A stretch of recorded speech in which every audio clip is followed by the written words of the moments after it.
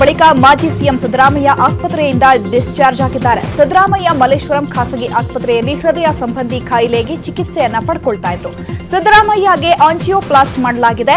ಆರೋಗ್ಯ ಚೇತರಿಕೆ ಬಳಿಕ ಸಿದ್ದರಾಮಯ್ಯ ಇಂದು ಡಿಸ್ಚಾರ್ಜ್ ಆಗಿದ್ದಾರೆ.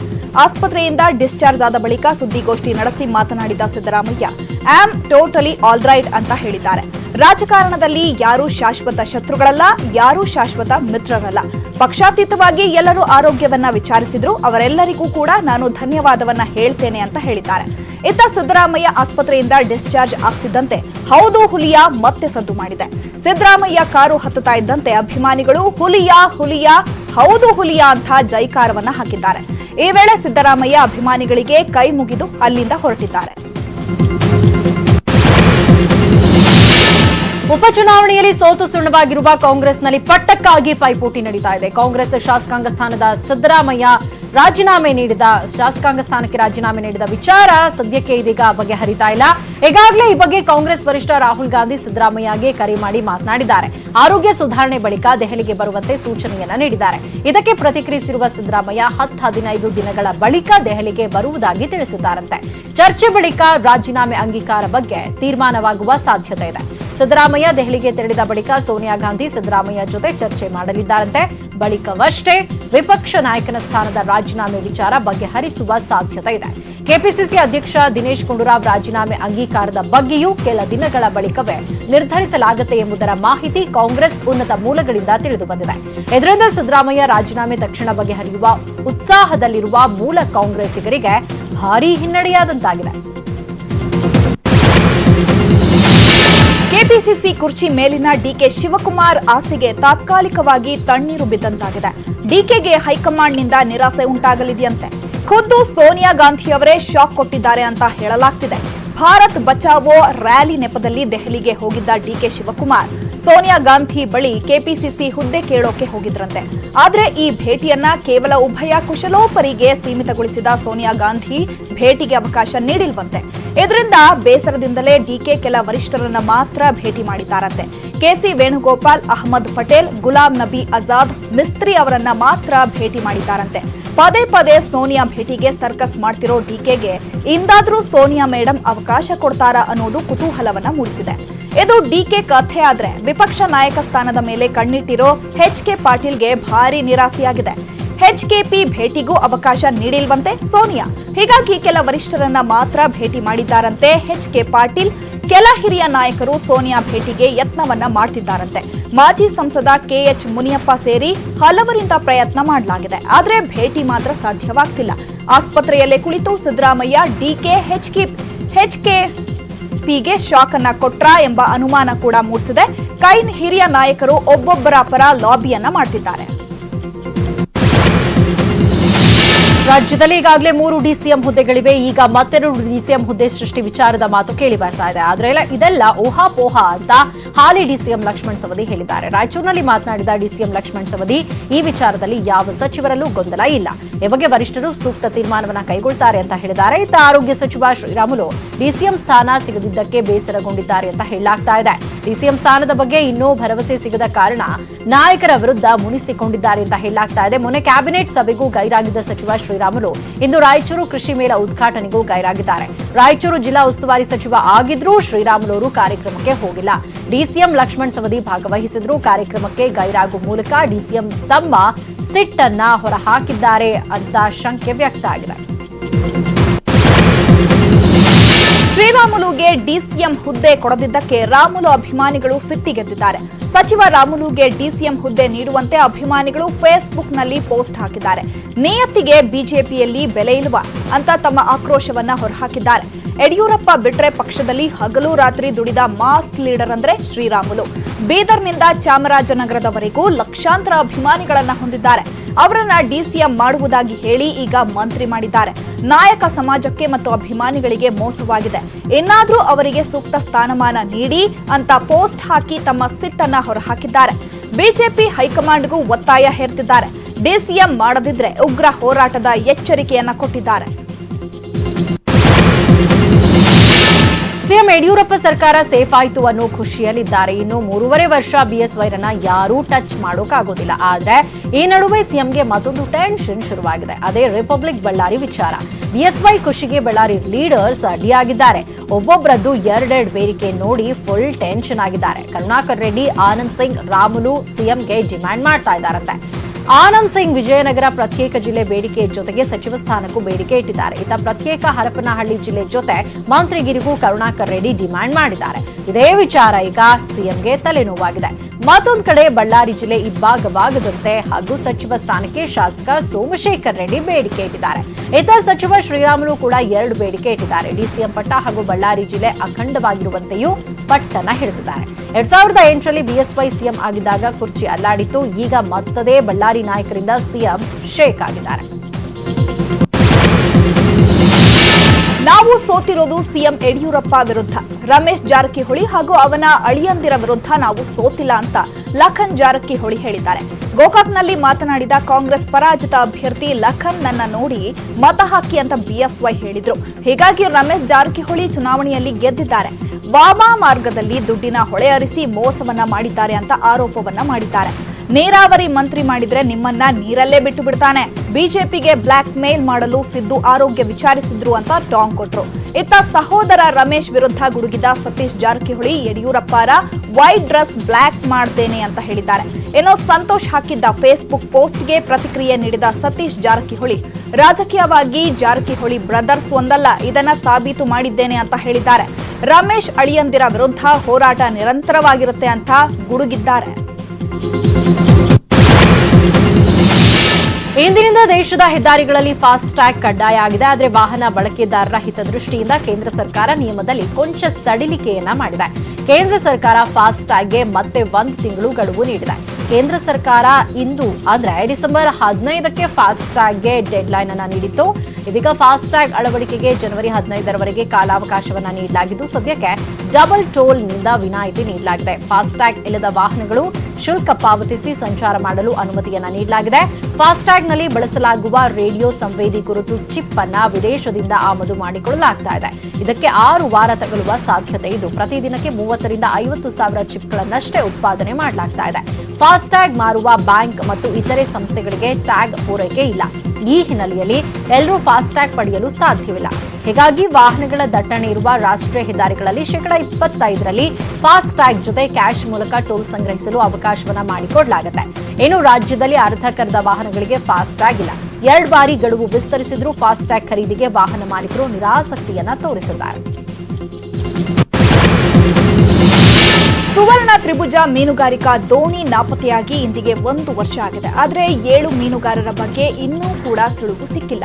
ಬದುಕಿದ್ದಾರೋ ಇಲ್ಲವೋ ನಿಖರತೆ ಇಲ್ಲದೆ ಸಂತ್ರಸ್ತರು ವದಂತಿಗಳಲ್ಲೇ ಕಾಲವನ್ನ ಕಳೆದಿದ್ದಾರೆ.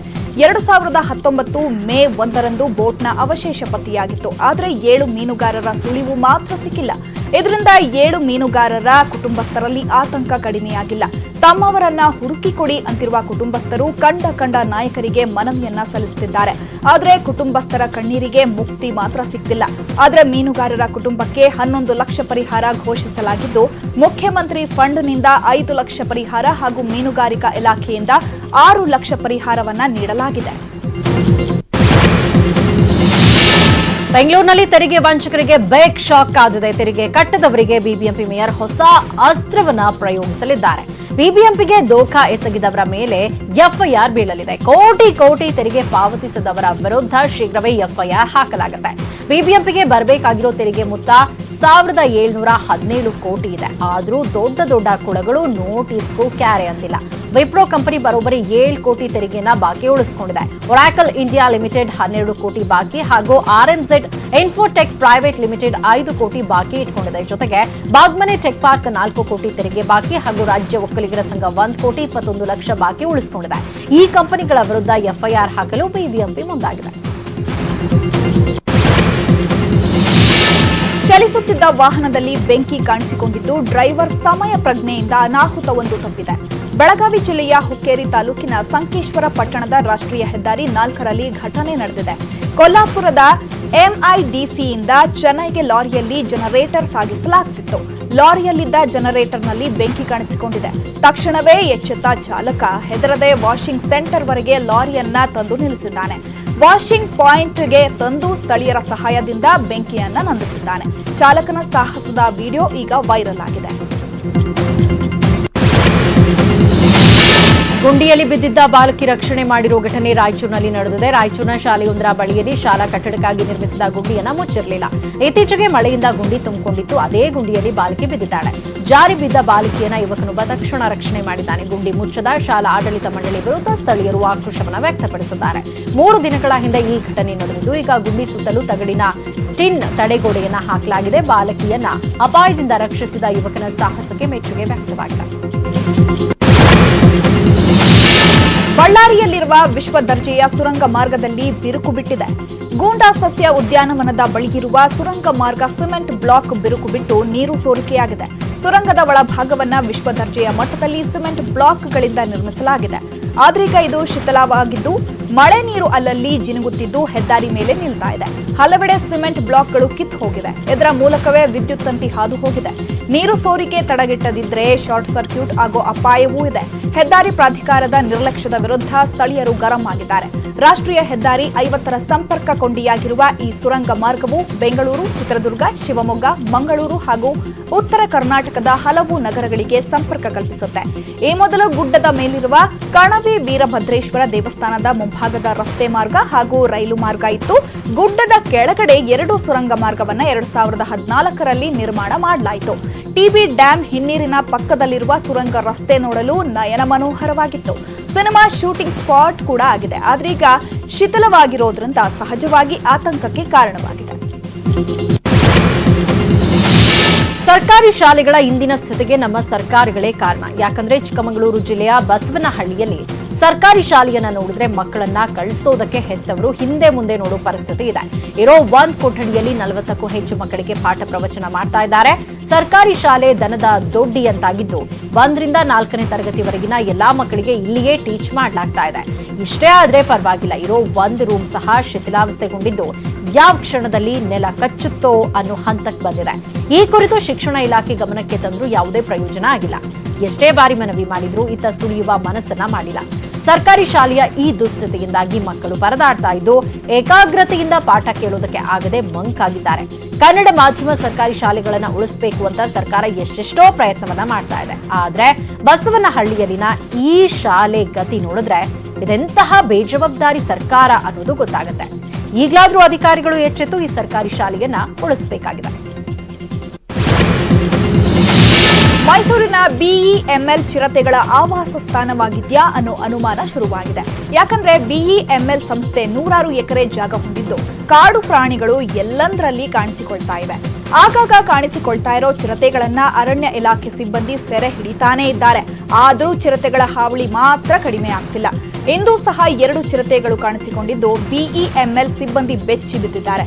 ಯಾವ ಕ್ಷಣದಲ್ಲಿ ಎಲ್ಲಿ ಬರುತ್ತೋ, ಎಲ್ಲಿ ದಾಳಿ ಮಾಡುತ್ತೋ ಅನ್ನೋ ಭಯದಲ್ಲೇ ನಿತ್ಯ ಕೆಲಸವನ್ನ ಮಾಡ್ತಿದ್ದಾರೆ. ಆರ್ಟಿಪಿಎಸ್ ಅಧಿಕಾರಿ ಮೇಲೆ ಶಾಸಕ ವೆಂಕಟರೆಡ್ಡಿ ಮುದ್ನಾಳ ಗರಂ ಆಗಿದ್ದಾರೆ. ಯಾದಗಿರಿ ಜಿಲ್ಲೆ ವಡಗೇರ ತಾಲೂಕು ಶಿವಪುರ ಬ್ರಿಡ್ಜ್ ಮೇಲೆ ರೈತರು ಸೂಕ್ತ ಪರಿಹಾರಕ್ಕಾಗಿ ಪ್ರತಿಭಟನೆಯನ್ನ ಮಾಡ್ತಾ ಇದ್ರು. ಗೋನಾಲ, ಗುಂಡ್ಲೂರು ರೈತರು ಪ್ರತಿಭಟನೆಯ ಮಾಡ್ತಾ ಇದ್ದ ಜಾಗಕ್ಕೆ ಬಂದ ಆರ್ಟಿಪಿಎಸ್ ಅಧಿಕಾರಿ ರಾಜಮುಡಿ ಭೇಟಿಯನ್ನ ಕೊಟ್ಟು ವಿಚಾರಿಸಿದ್ರು. ಈ ವೇಳೆ ಪರಿಹಾರ ನೀಡುವಲ್ಲಿ ವಿಳಂಬ ಆಗಿದ್ದಕ್ಕೆ ಅಧಿಕಾರಿಗೆ ಶಾಸಕರು ಫುಲ್ ಕ್ಲಾಸ್ ತೆಗೆದುಕೊಂಡ್ರು. ಎಂಎಲ್ಎಗೆ ಚೀಪ್ ಆಗಿ ಮಾತನಾಡಿದ್ರೆ ಹೇಗೆ, ನನ್ನನ್ನ ಏನ್ ಮಾತನಾಡ್ತೀರಿ, ರೈತರ ಜೊತೆ ಮಾತನಾಡಿ ಅಂತ ತರಾಟೆ ತೆಗೆದುಕೊಂಡಿದ್ದಾರೆ. ಅನೈತಿಕ ಸಂಬಂಧ ಗೊತ್ತಾಗಿದ್ದಕ್ಕೆ ಸ್ವಂತ ಮಗ ನಾದಿನಿಯನ್ನೇ ಕೊಂದು ಹಾಕಿದ್ದಾಳೆ ಕಿರಾತಕಿ ತಾಯಿ. ಬೆಳಗಾವಿ ಜಿಲ್ಲೆಯ ಬೆಲ್ಲದ ಬಾಗೇವಾಡಿಯಲ್ಲಿ ಈ ಭೀಕರ ಘಟನೆ ನಡೆದಿದೆ. ರಾಮ ಬಸ್ತವಾಡೆ ಜೊತೆ ಸುಧಾ ಎಂಬ ಮಹಿಳೆ ಅನೈತಿಕ ಸಂಬಂಧವನ್ನ ಹೊಂದಿದ್ಲು. ಈ ವಿಚಾರ ಸುಧಾ ಮಗ ಪ್ರವೀಣ ಹಾಗೂ ನಾದಿನಿ ಭಾಗ್ಯಗೆ ತಿಳಿದಿದೆ. ಇದರಿಂದ ತಮ್ಮ ಬಂಡವಾಳ ಬಯಲಾಗುತ್ತೆ ಅಂತ ಸುಧಾ ಹಾಗೂ ರಾಮ ಬಸ್ತವಾಡೆ ಸೇರ್ಕೊಂಡು ಇಬ್ಬರನ್ನ ಕೊಂದಿದ್ದಾರೆ. ಸ್ವಂತ ಮಗ ಪ್ರವೀಣನನ್ನ ಬಾವಿಗೆ ತಳ್ಳಿ ಕೊಲೆ ಮಾಡಿದ್ರೆ ನಾದಿನಿ ಭಾಗ್ಯಶ್ರೀ ಮೇಲೆ ಸೀಮೆ ಎಣ್ಣೆ ಸುರಿದು ಹತ್ಯೆ ಮಾಡಿದ್ದಾರೆ. ಪತಿ ಸುರೇಶ್ ನೀಡಿದ್ದ ದೂರು ಆಧರಿಸಿ ತನಿಖೆ ಮಾಡಿದ ಪೊಲೀಸರು ಸುಧಾ ಕರಿಗಾರ ರಾಮ ಬಸ್ತೇವಾಡ ಬಂಧಿಸಿದ್ದಾರೆ. ಹುಕ್ಕೇರಿ ಪೊಲೀಸ್ ಠಾಣೆಯಲ್ಲಿ ಪ್ರಕರಣ ದಾಖಲಾಗಿದೆ. ನ್ಯಾಯಬೆಲೆ ಅಂಗಡಿಯಲ್ಲಿ ಕಳಪೆ ಅಕ್ಕಿ ವಿತರಣೆ ಮಾಡಿದ್ದಕ್ಕೆ ಜನ ಆಕ್ರೋಶವನ್ನು ವ್ಯಕ್ತಪಡಿಸಿದ್ದಾರೆ. ಮಂಡ್ಯದ ಮದ್ದೂರು ತಾಲೂಕಿನ ಚಾಪರದೊಡ್ಡಿ ಗ್ರಾಮದ ನ್ಯಾಯಬೆಲೆ ಅಂಗಡಿಯಲ್ಲಿ ಈ ಘಟನೆ ನಡೆದಿದೆ. ಕಳಪೆ ಅಕ್ಕಿ ವಿತರಣೆ ಬಗ್ಗೆ ಪ್ರಶ್ನೆ ಮಾಡಿದ್ದಕ್ಕೆ ಪಡಿತರದಾರನ ಮೇಲೆ ನ್ಯಾಯಬೆಲೆ ಅಂಗಡಿ ಮಾಲೀಕ ತ್ಯಾಗರಾಜ್ ದರ್ಪ ತೋರಿದ್ದಾನೆ. ದನಗಳು ತಿನ್ನಲು ಸಾಧ್ಯವಿಲ್ಲದ ಅಕ್ಕಿ ವಿತರಿಸ್ತಾ ಇದ್ದೀರಾ ಅಂತ ಪಡಿತರದಾರ ಪ್ರಶ್ನೆಯನ್ನ ಮಾಡಿದ್ದಾನೆ. ಇದಕ್ಕೆ ಸಿಟ್ಟಾದ ಮಾಲೀಕ ತಿಂದು ಸಾಯಿರಿ, ಸರ್ಕಾರ ಪರಿಹಾರ ಕೊಡುತ್ತೆ ಎಂದು ದೌರ್ಜನ್ಯದ ಮಾತನಾಡಿದ್ದಾನೆ. ಮಾಲೀಕನ ದರ್ಪ ದೌರ್ಜನ್ಯಕ್ಕೆ ಜನರು ಆಕ್ರೋಶವನ್ನು ವ್ಯಕ್ತಪಡಿಸಿದ್ದಾರೆ. ಸುಮಾರು ತಿಂಗಳಿನಿಂದ ಕಲ್ಲು, ಮಣ್ಣು, ಧೂಳಿನಿಂದ ಮಿಶ್ರಿತವಾದ ಕಳಪೆ ಗುಣಮಟ್ಟದ ಅಕ್ಕಿಯನ್ನು ವಿತರಿಸ್ತಾ ಇದ್ರು, ಯಾರು ಕೇಳ್ತಿಲ್ಲ. ಈ ಬಗ್ಗೆ ಮೇಲಾಧಿಕಾರಿಗಳು ಕ್ರಮ ಕೈಗೊಳ್ಳಬೇಕು ಅನ್ನುವುದು ಜನರ ಆಕ್ರೋಶ. ಮಂಡ್ಯ ಜಿಲ್ಲೆಯ ಪಾಂಡವಪುರ ತಾಲೂಕಿನ ಐತಿಹಾಸಿಕ ತೊಣ್ಣೂರು ಕೆರೆಗೆ ಮಾಜಿ ಸಚಿವ ಸಿಎಸ್ ಪುಟ್ಟರಾಜು ಬಾಗಿನ ಅರ್ಪಿಸಿದ್ದಾರೆ. ಈ ಬಾರಿಯ ಮಳೆಯಿಂದಾಗಿ ಕೆರೆ ತುಂಬಿ ತುಳುಕುತ್ತಿದ್ದು ಸಾಂಪ್ರದಾಯಿಕವಾಗಿ ಬಾಗಿನವನ್ನ ಅರ್ಪಿಸಿದ್ದಾರೆ. ಕಳೆದ ಬಾರಿ ಮೈತ್ರಿ ಸರ್ಕಾರ ಇದ್ದಾಗ ಇದೇ ಕೆರೆಗೆ ಅದ್ದೂರಿಯಾಗಿ ಬಾಗಿನವನ್ನ ಬಿಡಲಾಗಿತ್ತು. ಆದ್ರೀಗ ಅಧಿಕಾರ ಇಲ್ಲದ ಕಾರಣ ಸರಳವಾಗಿ ಅರ್ಪಣೆಯನ್ನ ಮಾಡಿದ್ದಾರೆ. ಈ ವೇಳೆ ಮಾತನಾಡಿದ ಪುಟ್ಟರಾಜು, ನಮ್ಮ ಸರ್ಕಾರದ ಅವಧಿಯಲ್ಲಿ ತೊಣ್ಣೂರು ಕೆರೆ ಅಭಿವೃದ್ಧಿಗಾಗಿ 10 ಕೋಟಿ ಅನುದಾನವನ್ನ ಬಿಡುಗಡೆ ಮಾಡಿಸಲಾಗಿತ್ತು. ಅದನ್ನ ಬಳಸಿಕೊಂಡು ವಿಶ್ವ ದರ್ಜೆ ಮಟ್ಟಕ್ಕೆ ಅಭಿವೃದ್ಧಿ ಪಡಿಸುತ್ತೇವೆ. ಕೆರೆ ಏರಿ ಮೇಲಿರುವ 2 ಬೆಟ್ಟಕ್ಕೆ ತೂಗು ಸೇತುವೆ ನಿರ್ಮಿಸಲು ಚಿಂತನೆಯನ್ನ ನಡೆಸಲಾಗಿದೆ. ಈಗಾಗಲೇ ರಸ್ತೆ ನಿರ್ಮಾಣ ಮಾಡಲಾಗಿದ್ದು, ಬಿಜೆಪಿ ಸರ್ಕಾರ ರೈತ, ಕಬ್ಬು ಹಾಗೂ ಭತ್ತಕ್ಕೆ ಬೆಂಬಲ ಬೆಲೆ ನೀಡಬೇಕು ಅಂತ ಒತ್ತಾಯವನ್ನ ಮಾಡಿದ್ದಾರೆ. ಜೊತೆಗೆ ಪಿಎಸ್ಎಸ್ಕೆ ಹಾಗೂ ಮೈ ಶುಗರ್ ಕಾರ್ಖಾನೆಯನ್ನು ಪುನರ್ ಆರಂಭಿಸುವಂತೆ ಕಿಡಿಕಾರಿದ್ದಾರೆ. ಮಾಜಿ ಸಚಿವ ತಮ್ಮಣ್ಣ ಕೂಡ ಬಾಗಿನವನ್ನ ಅರ್ಪಿಸಿದ್ರು. ಮೈಸೂರು ಜಿಲ್ಲೆ ಟಿ ನರಸೀಪುರದಲ್ಲಿ ರಾಜ್ಯ ಮಟ್ಟದ ಎತ್ತಿನ ಗಾಡಿ ಓಟ ಸ್ಪರ್ಧೆಯನ್ನು ಆಯೋಜನೆ ಮಾಡಲಾಗಿದೆ. ಕಳೆದ 3 ವರ್ಷಗಳಿಂದ ಸ್ಪರ್ಧೆಯನ್ನು ನಡೆಸಿಕೊಂಡು ಬರಲಾಗ್ತಾ ಇದೆ. ಈ ವರ್ಷವೂ ಕೂಡ ಚೌಡೇಶ್ವರಿ ಯುವಕರ ಬಳಗದಿಂದ ಸ್ಪರ್ಧೆಯನ್ನು ಆಯೋಜನೆ ಮಾಡಲಾಗಿತ್ತು. ಸ್ಪರ್ಧೆಯಲ್ಲಿ ವಿವಿಧ ಜಿಲ್ಲೆಗಳಿಂದ ಆಗಮಿಸಿದ್ದ 60ಕ್ಕೂ ಹೆಚ್ಚು ಜೋಡೆತ್ತುಗಳು ಭಾಗವಹಿಸಿದ್ವು. ಸ್ಪರ್ಧೆ ನೋಡೋದಕ್ಕೆ ಸಾವಿರಾರು ಸಂಖ್ಯೆಯಲ್ಲಿ ಜನರು ಕೂಡ ಬಂದಿದ್ರು. ಸ್ಪರ್ಧಿಗಳು ನಾ ಮುಂದು ತಾ ಮುಂದು ಅಂತ ಗಾಡಿಗಳನ್ನ ಓಡಿಸಿದ್ರು. ಡ್ರೋನ್ ಕಣ್ಣಲ್ಲಿ ಎತ್ತಿನ ಗಾಡಿ ಓಟ ಸರಿಯಾಗಿದೆ.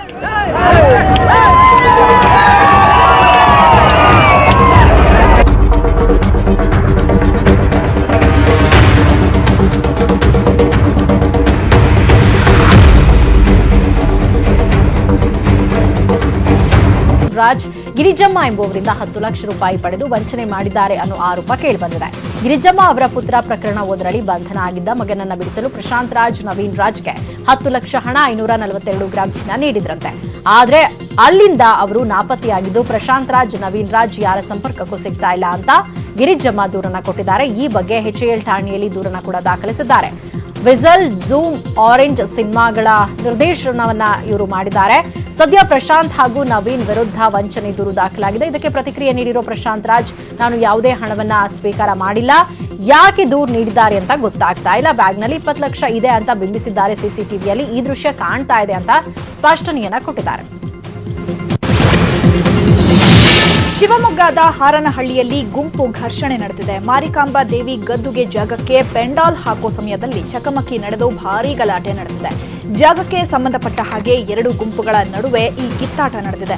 2 ಗುಂಪುಗಳು ಪರಸ್ಪರ ಕಲ್ಲು ತೂರಾಟವನ್ನ ನಡೆಸಿವೆ. ಗಲಾಟೆ ವೇಳೆ ರಾವ್ ಕೋರೆ ಅನ್ನೋರಿಗೆ ಗಾಯಗಳಾಗಿವೆ. ಗಾಯಾಳು ಸ್ಥಳೀಯ ಸರ್ಕಾರಿ ಆಸ್ಪತ್ರೆಗೆ ದಾಖಲು ಮಾಡಲಾಗಿದೆ.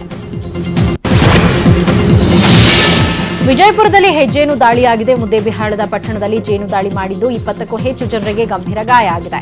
ಜೇನಿಂದ ಕಚ್ಚಿಸಿಕೊಂಡ ಗಾಯಾಳುಗಳನ್ನು ಮುದ್ದೇಬಿಹಾಳ ಸರ್ಕಾರಿ ಆಸ್ಪತ್ರೆಗೆ ರವಾನೆ ಮಾಡಲಾಗಿದೆ. ಸರ್ಕಾರಿ ಆಸ್ಪತ್ರೆಯಲ್ಲಿ ವೈದ್ಯರಿಲ್ಲದೆ ಗಾಯಾಳುಗಳು ಕೆಲ ಹೊತ್ತು ಪರದಾಟವನ್ನ ನಡೆಸಿದ್ರು. ಮೇಕ್ ಇನ್ ಇಂಡಿಯಾ ಅಲ್ಲ, ರೇಪ್ ಇನ್ ಇಂಡಿಯಾ ಅಂತ ವಿವಾದ ಸೃಷ್ಟಿಸಿದ ರಾಹುಲ್ ಗಾಂಧಿ ವಿರುದ್ಧ ಬಿಜೆಪಿ ಕೆಂಡಾಮಂಡಲವಾಗಿದೆ. ಅಲ್ಲದೆ ನಾನು ಕ್ಷಮೆ ಕೇಳೋದಕ್ಕೆ ಸಾವರ್ಕರ್ ಅಲ್ಲ, ರಾಹುಲ್ ಗಾಂಧಿ ಅಂತ ಗುಡುಗಿದ್ರು. ಇದಕ್ಕೆ ತಿರುಗೇಟು ಕೊಟ್ಟಿರೋ ಬಿಜೆಪಿ ನಾಯಕರು ರಾಹುಲ್ ಸ್ವತಂತ್ರ ಹೋರಾಟಗಾರ ಸಾವರ್ಕರ್ಗೆ ಅವಮಾನ ಮಾಡಿದ್ದಾರೆ. ರಾಹುಲ್ ಸಾವರ್ಕರ್ ಆಗೋಕೆ ಸಾಧ್ಯವೇ ಇಲ್ಲ, ರಾಹುಲ್ ಜಿನ್ನಾ ನಿನ್ಗೆ ಸರಿ ಹೊಂದುತ್ತೆ ಅಂತ ಬಿಜೆಪಿ ರಾಜ್ಯಸಭಾ ಸದಸ್ಯ ನರಸಿಂಹರಾವ್ ಟಾಂಗ್ ಕೊಟ್ಟಿದ್ದಾರೆ. ಏನೋ ರಾಹುಲ್ ಹೇಳಿಕೆಯನ್ನು ಖಂಡಿಸಿ ಮಹಾರಾಷ್ಟ್ರದಲ್ಲಿ ಸಾವರ್ಕರ್ ಅಭಿಮಾನಿಗಳು ರಾಹುಲ್ ಗಾಂಧಿ ಪ್ರತಿಕೃತಿ ದಹಿಸಿ ಘೋಷಣೆ ಕೂಗಿ ಆಕ್ರೋಶವನ್ನ ಹೊರಹಾಕಿದ್ರು. ಏನೋ ಸಾವರ್ಕರ್ ವಂಶಸ್ಥರು ಮಾತಾಡಿ ವೀರ ಸಾವರ್ಕರ್ ಎಂದು ಬ್ರಿಟಿಷರ ಬಳಿ ಕ್ಷಮೆ ಕೇಳಿಲ್ಲ ಅಂತ ರಾಹುಲ್ ಹೇಳಿಕೆಗೆ ಕಿಡಿಕಾರಿದ್ದಾರೆ. ಕೇಂದ್ರ ಸರ್ಕಾರದ ಪೌರತ್ವ ತಿದ್ದುಪಡಿ ಮಸೂದೆಗೆ ಭಾರಿ ವಿರೋಧ ವ್ಯಕ್ತವಾಗಿದೆ. ಈಶಾನ್ಯ ರಾಜ್ಯಗಳಲ್ಲಿ ಪೌರತ್ವ ಮಸೂದೆ ವಿರೋಧಿಸಿ ತೀವ್ರ ಹೋರಾಟವನ್ನು ನಡೆಸಲಾಗ್ತಾ ಇತ್ತು. ಹಿಂಸಾಚಾರದಲ್ಲಿ ಸಾವನ್ನಪ್ಪಿದವರ ಸಂಖ್ಯೆ 7ಕ್ಕೆ ಏರಿದೆ. ಸದ್ಯ ಈಶಾನ್ಯ ರಾಜ್ಯಗಳು ಸಹಜ ಸ್ಥಿತಿಗೆ ಮರಳ್ತಾ ಇವೆ. ಕರ್ಫ್ಯೂ ಸಡಿಲಿಕೆಯನ್ನ ಮಾಡಲಾಗಿದೆ. ಆದರೆ ಇಂಟರ್ನೆಟ್ ನಿಷೇಧ ಮುಂದುವರೆದಿದೆ. ಇನ್ನು ಅಸ್ಸಾಂನಲ್ಲಿ ಪರಿಸ್ಥಿತಿ ಉದ್ರಿಕ್ತವಾಗ್ತಾ ಇದ್ರು ಕೂಡ ಪರಿಸ್ಥಿತಿ ಈಗ ಸದ್ಯ ನಿಯಂತ್ರಣದಲ್ಲಿದೆ. ಶಾಂತಿಯುತ ಪ್ರತಿಭಟನೆಗಳ ನಡುವೆಯೂ ಗುವಾಹಟಿಯಲ್ಲಿ ಅನಿರ್ದಿಷ್ಟಾವಧಿ ಕರ್ಫ್ಯೂ ಅನ್ನು ಮುಂದುವರೆಸಲಾಗಿದೆ. ಇತ್ತ ದಿಬ್ರುಗಢದಲ್ಲಿ ಕೆಲ ತಾಸು ಕರ್ಫ್ಯೂ ಸಡಿಲಿಕೆ ಮಾಡಲಾಗಿತ್ತು. ಪೆಟ್ರೋಲ್ ಬಂಕ್ಗಳು ಮತ್ತು ಎಟಿಎಂಗಳ ಮುಂದೆ ಜನರು ಸಾಲುಗಟ್ಟಿ ನಿಂತಿದ್ರು. ಅಗತ್ಯ ವಸ್ತುಗಳ ಲಭ್ಯತೆ ಕಡಿಮೆ ಇರುವುದರಿಂದ ಇವುಗಳ ಬೇಡಿಕೆ ಮತ್ತು ದರವು ಗಣನೀಯವಾಗಿ ಏರಿಕೆಯಾಗಿದೆ. ಅಲ್ಲದೆ ಖಾಸಗಿ ವಾಹನಗಳು, ಸರ್ಕಾರಿ ಬಸ್ಗಳು ಅಲ್ಲಲ್ಲಿ ಕಾಣಿಸಿಕೊಳ್ತಾ ಇವೆ. ಆದರೆ ಎಲ್ಲಾ ಶೈಕ್ಷಣಿಕ ಸಂಸ್ಥೆ ಮತ್ತು ಕಚೇರಿಗಳನ್ನು ಮುಚ್ಚಲಾಗಿದೆ.